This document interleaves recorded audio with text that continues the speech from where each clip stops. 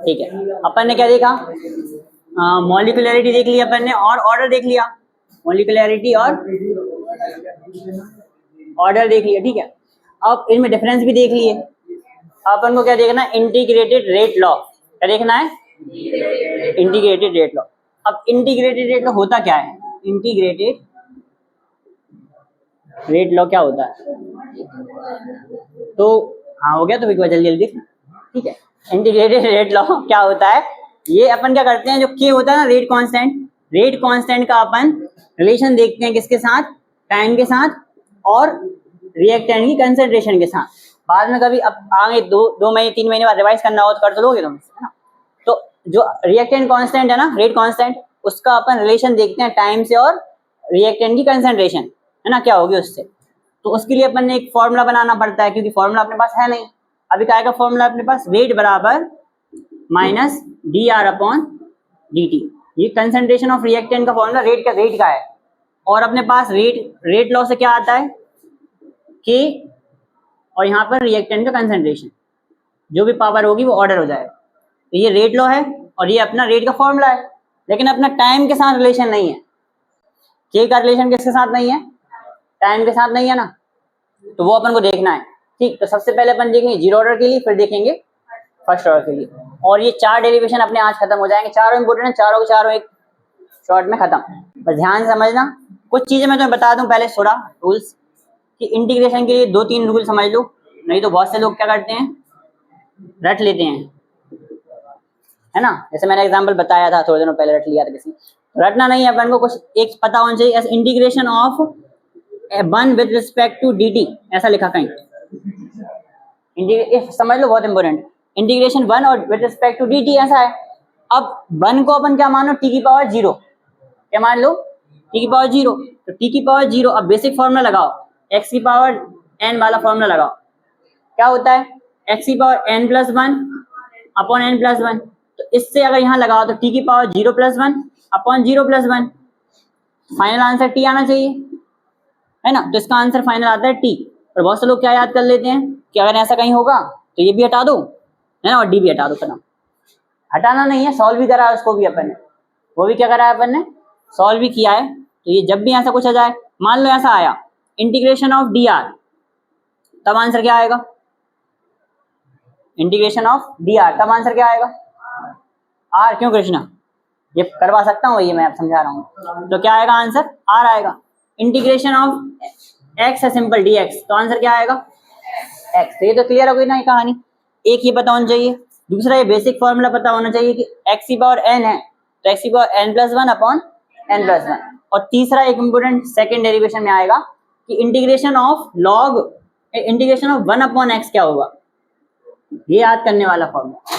Integration of क्या हो गया, इंटीग्रेशन ऑफ 1 अपॉन एक्स क्या आएगा, ये मैथ वालों को पता होना चाहिए वैसे पहले से ही। अरे नहीं आता, 1 अपॉन एक्स का इंटीग्रेशन लॉग एक्स होता है, क्या होता है, ध्यान रखना, ठीक है, इंपोर्टेंट है। 1 अपॉन एक्स क्या होगा, लॉग एक्स होगा। तो ये बस 3 चीजें पता होनी चाहिए, तो तुम्हारा सारा कहानी। और तुम्हें ये पता होना चाहिए बेसिक मैथ कि भाई ये देखो x plus y is equal to 3 है, तो x बराबर 3 माइनस वाई। ये अगर देखो आरोही, अगर y को उधर ले जाएं तो प्लस से क्या हो जाएगा, माइनस। ये तुम्हें बस 4 चीजें अगर पता है। और एक और x upon y is equal to 3 है, तो x बराबर 3 वाई होगा। मतलब नीचे का y कहाँ जाएगा, इनटू में, समझ गए ना। नीचे अगर कहीं लगा है y तो कहाँ जाएगा, इनटू में। तो ये ट्रांसपोजिंग कहते हैं इसको, ट्रांसपोजिंग, इधर से उधर भेजना। यहाँ कोई दिक्कत है कहीं, इससे बेसिक चीजों में नहीं है दिक्कत। अब देखो, अब जीरो ऑर्डर के लिए करते हैं अपन, है ना, जीरो ऑर्डर के लिए डस्टर नहीं ले पा रहे हैं अपन,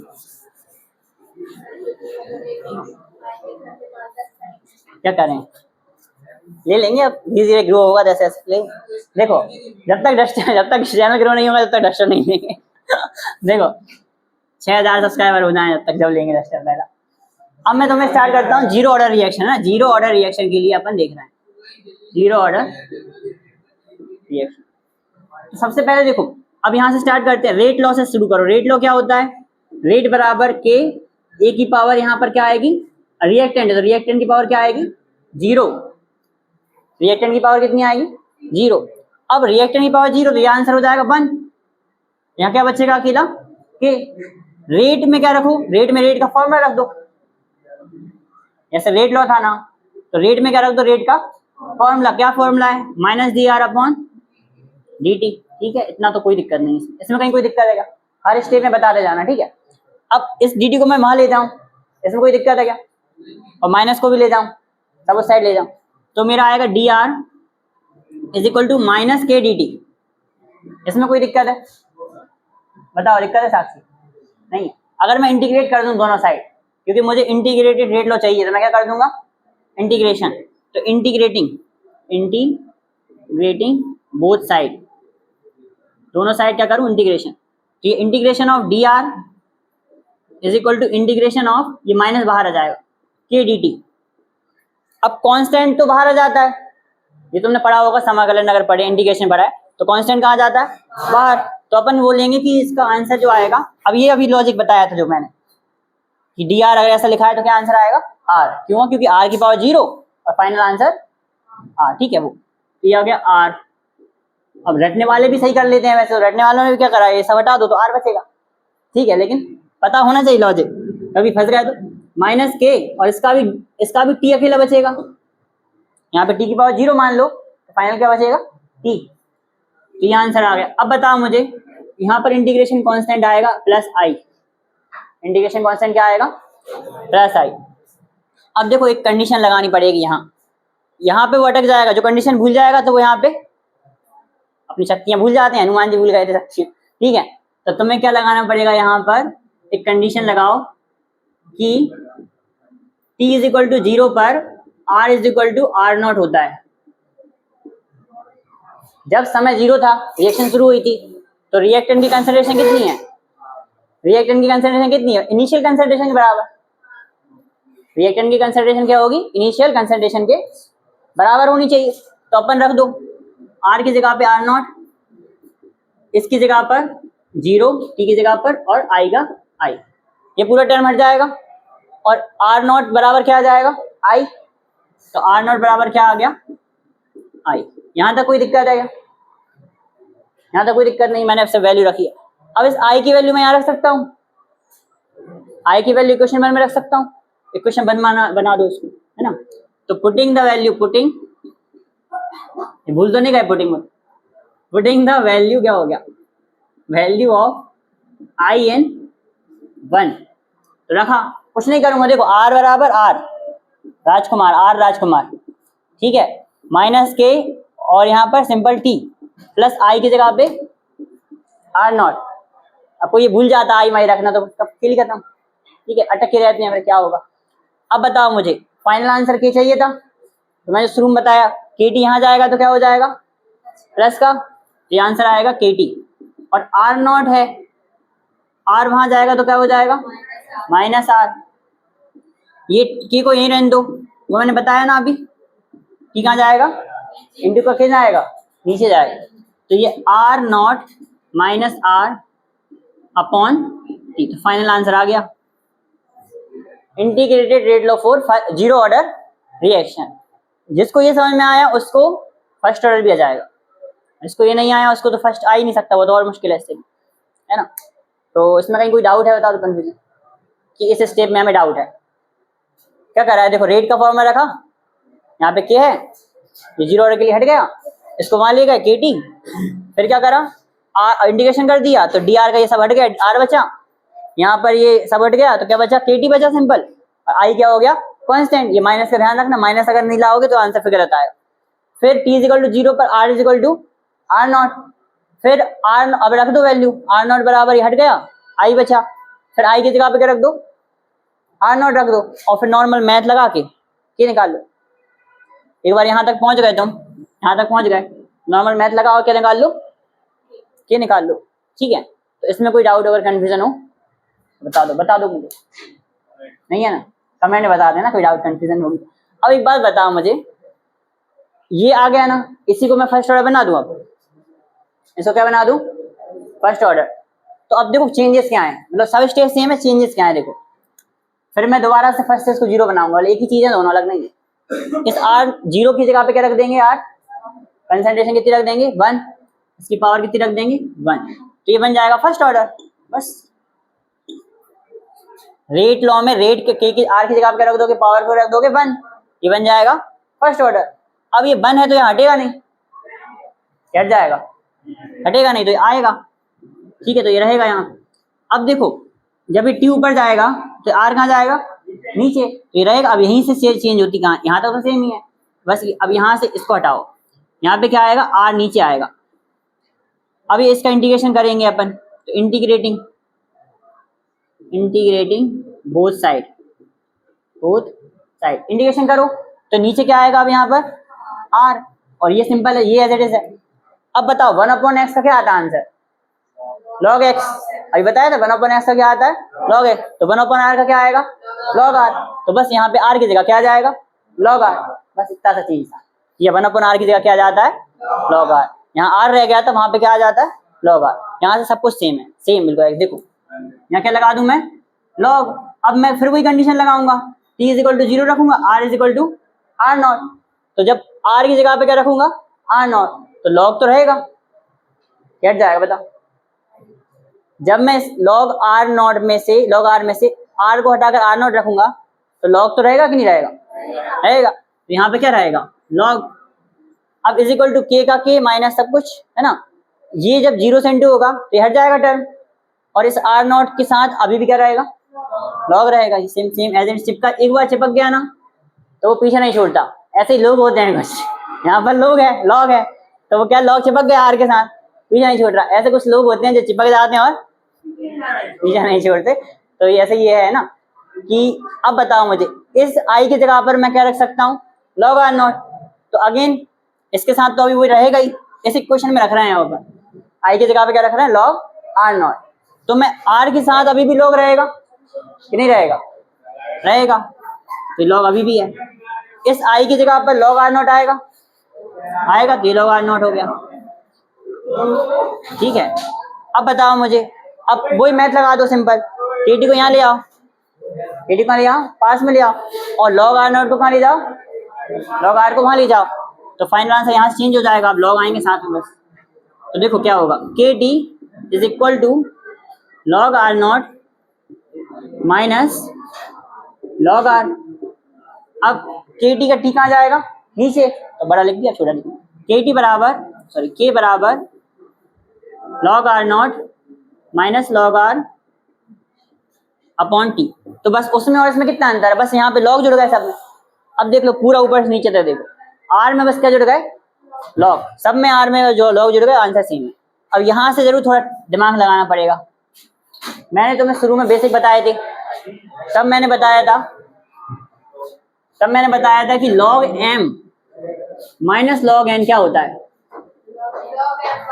log m। इसी दिन के लिए मैंने आज वो जो 1 महीने 1.5 महीने पहले कब बताया था, वो इस दिन के लिए बताया था, है ना। 2-3 महीने जब स्टार्ट हुई थी बेसिक कर रहे थे, तब मैंने इस दिन के लिए बताया था कि log m minus log n क्या होता है, log m अपॉन n, ताकि तुम्हें कुछ ऐसा विस्मय आदि बोधक चिन्ह होता है ना, एक एक्सक्लेमेटरी साइन कि क्या है, तो वो ना आए, है ना। तो आंसर होगा log m अपॉन n, है ना।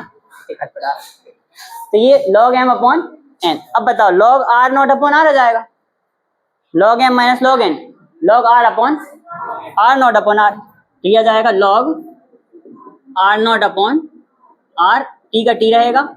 अब एक चीज और आएगी, देखो ये एक और चीज बताई थी, अगर log सिंपल है, बेस 10 नहीं है, बेस 10 नहीं, तो उसे लाने के लिए एक वर्ड लाना पड़ता है कि log बराबर 2.303 log बेस 10। बेस 10 लाने के लिए क्या लाना पड़ेगा, 2.303।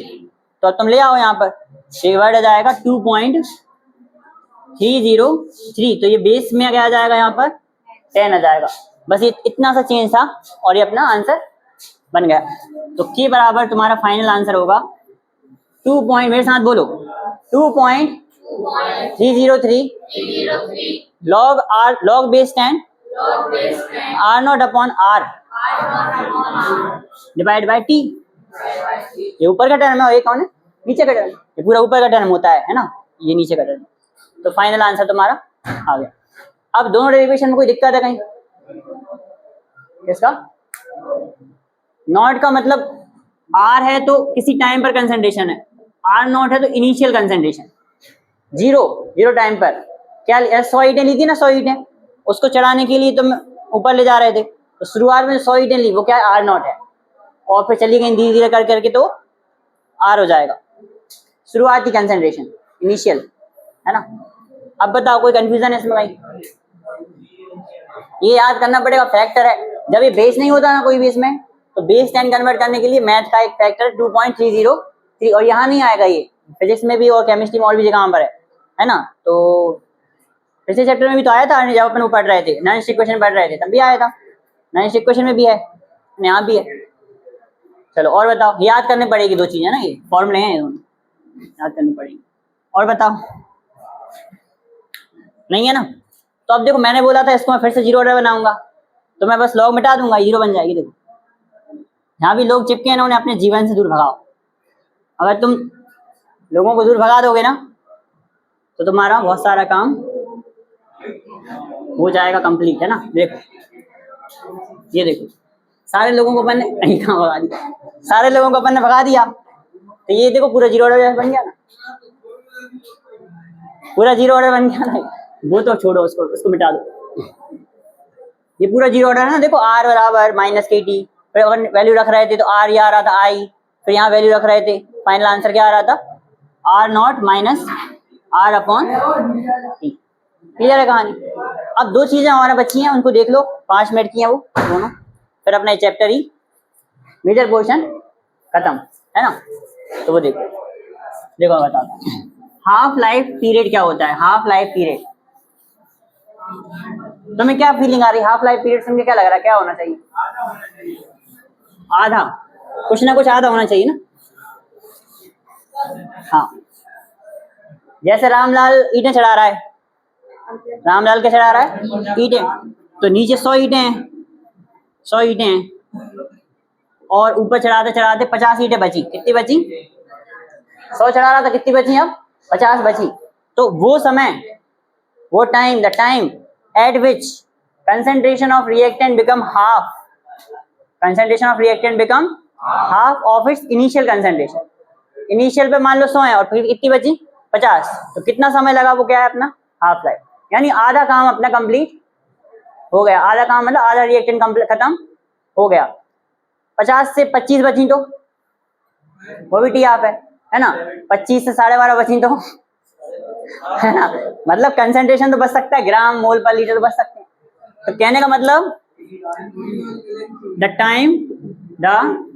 Time eight which concentration of reactant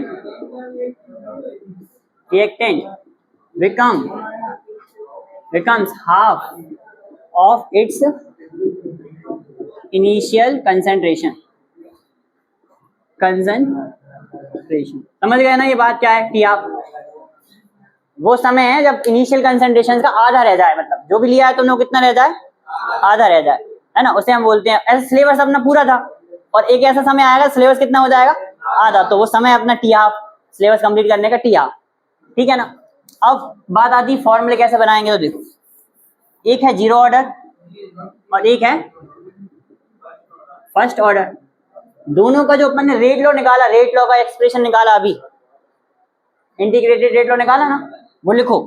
इसका क्या था, ये तुम्हें याद नहीं होगा तो बता रहा हूँ। देखो, r naught minus r upon t, इसका क्या निकाला, दोनों को पैरेलल देखो, इसका क्या निकाला, के बराबर 2.303 log r naught upon r upon यहाँ पर टी। ये देखो एक टर्म है, ये मत सोचना कभी भी तुम जीवन में कि आर जो इसके साथ है डिवाइड है, ये पूरे एक टर्म है लॉग का, ये लॉग ऊपर ही है, लॉग की जो वैल्यू आई वो कहाँ आएगी, ऊपर ही आएगी, डिवाइड जो भी करके ना, तो ये अलग चीज है। हाँ बेस 10 है इंपॉर्टेंट, बेस 10 जरूर लिखना। जब ये यहाँ पे लिख दिया अपन ने तो बेस 10 लिखेंगे यहाँ पे, है ना, जरूरी लिखना। अब सुनो, यहाँ से अपन एक चीज है, ये तो ऑब्जर्वेशन वाली बात है, कमेंट आ जाओ वेस्ट नहीं है, ठीक है, वेस्ट 10 खत्म, ठीक है। देखो भैया, देखो ऑनलाइन में बहुत खतरा है पढ़ाने में, ये बता रहा हूँ, बहुत खतरा है। अब एक बात बताओ, आर नॉट तो आर नॉट है, पर आर को क्या बनाना है अपन को, आर नॉट बाय 2, ये तो लिखा है। देखो r को क्या बनाना है, r0/2। तुम्हारा जो कंसंट्रेशन है कितना बचना चाहिए, इनिशियल का आधा, इनिशियल का आधा। तो r की जगह पे क्या रख दोगे, r0/2, तो रख दो, तो रख दो, क्या होगा, r0 minus r0/2 divide by t। एक r0 में से आधा r0 गया,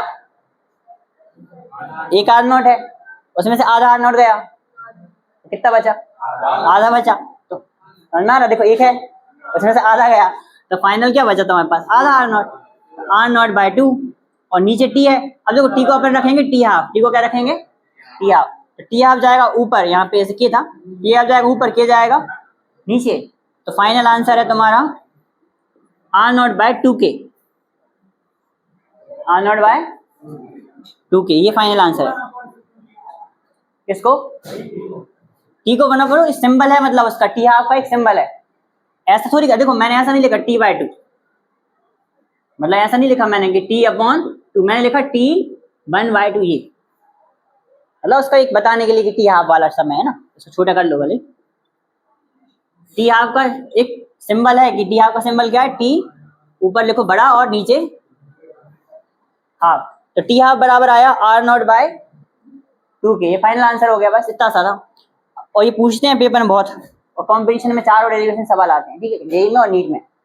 अब बताओ मुझे, इस वैल्यू को कुछ नहीं करना, इसका करना है, टी हाफ लिखना है इसको, इसका कुछ नहीं करना, आर को क्या लिखोगे, r0/2। तो फाइनल आंसर देखो, मतलब सॉल्व करो उसको, के बराबर 2.303 divide by T half log r0/2। अब r0 से r0 कैंसिल, और 2 कहाँ जाएगा, ऊपर, तो ये हो जाएगा log 2।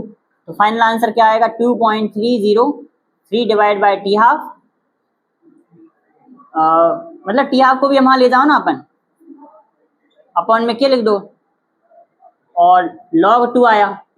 अब log 2 की वैल्यू मैंने इसी दिन के लिए बढ़ाई है, तो मैं log 2, फोन आ गया, वीडियो कैंसिल हो गई, चल रही है, चल रही है, किसका फोन है, क्या लिखा, ठीक है, अरे 11 क्लास, ठीक है, 2.303 अपॉन के, और log 10(2), अब log 2 की वैल्यू इसी दिन के लिए बढ़ाई है, क्या है, 0.301 ना, क्या है, देखो हर चीज काम आई है ना उसमें से, अभी आएंगे, अब जाओ, अभी तो अभी देखते जाओ आगे होता है क्या। 2.303 इंटू 0.301 डिवाइड बाय, यहाँ पर क्या, हाँ के, इसका आंसर आएगा 0.693 अपॉन के, टी हाफ का आंसर क्या आया, 0.693 अपॉन के। तो ये फाइनल तुम्हारा सॉल्व, दोनों चीजें कंप्लीट। इस चैप्टर अभी 2 दिन का और बचा है चैप्टर, अपना 2 दिन में चैप्टर खत्म, मतलब थ्योरी बहुत कम बची है, मतलब ये मेन चीज है वो खत्म हो गई है ना, बंद कर दो उसको।